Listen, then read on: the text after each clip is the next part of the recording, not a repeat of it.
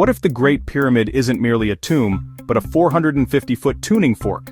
What if Newgrange, Stonehenge, and the temples of Angkor were all parts of a single, planet-wide instrument, still humming beneath the noise of modern life?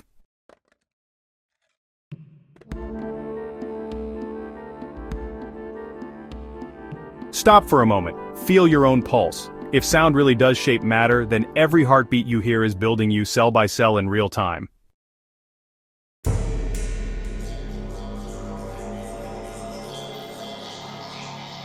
Welcome to iMusings.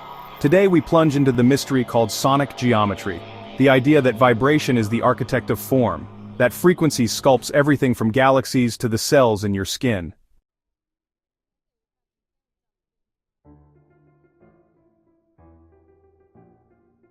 We'll move in 5 acts. First, what sonic geometry actually is and why cymatics may be the Rosetta Stone of creation. Second, how ancient builders might have wielded sound as a lost technology. Third, the modern science showing audio can mend DNA and calm trauma. Fourth, decoding ancient temples for hidden frequencies. And fifth, practical ways you can test sonic healing in your living room.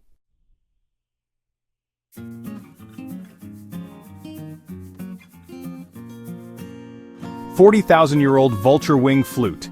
Its notes, interestingly, match a pentatonic scale that soothes across cultures.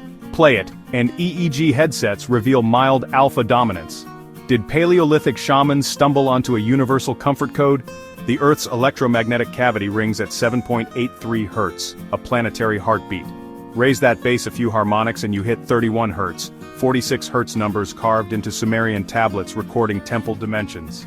Were ziggurats tuned to Earth pulse overtones, giant grounding devices syncing citizens to Gaia's calm? Gregorian monks, Tibetan monks, Navajo chanters all sustain drones around 100 Hz with harmonic overtones in the thousands. Spectral analysis shows those chords mirror ratios of sacred geometry, phi, root 2, root 3. Chant may be the earliest human-built vibromedicine, rebooting the vagus nerve, dropping heart rates, boosting serotonin. Silence for 4 beats, then a soft chime. Uncertainty ping number 3. If the ancients hard-coded sonic ratios into myth and stone, could we resurrect the manual? You'll try a mini experiment in 3 minutes.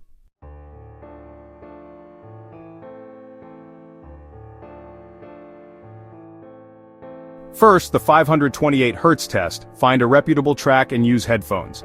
Breathe slow for 5 minutes. Record your mood, heart rate, mental clarity. Next, your own voice toning, inhale, and on the exhale, sustain an ohm at a pitch that makes your chest buzz. Do this for 3 rounds. Notice any shift in tension. Then, cymatics at home. Grab a smartphone tone generator, a metal baking tray, some plastic wrap, and a sprinkle of salt. Sweep frequencies and watch geometry bloom. If you like, film it and tag it with Sonic Geometry Challenge. Audit your sound diet for a week. Which spaces sap your energy like neon hum or traffic roar? Which restore you, maybe rain, wind, or flute?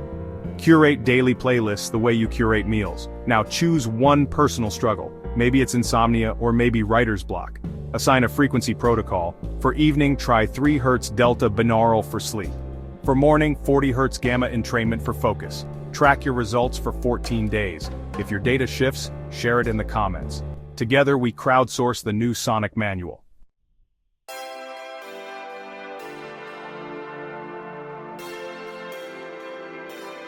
We asked, could sound build pyramids, heal DNA, and tune consciousness?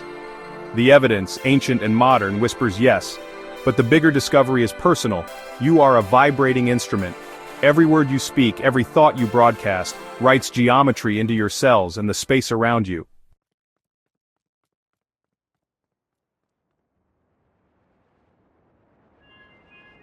So the last question is not, did the ancients master sonic geometry? It's will you?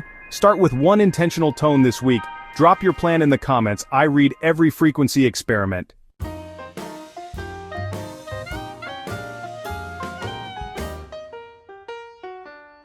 If this exploration struck a chord, like subscribe, ring the bell. Next episode we explore light coding, how colors may heal like sound.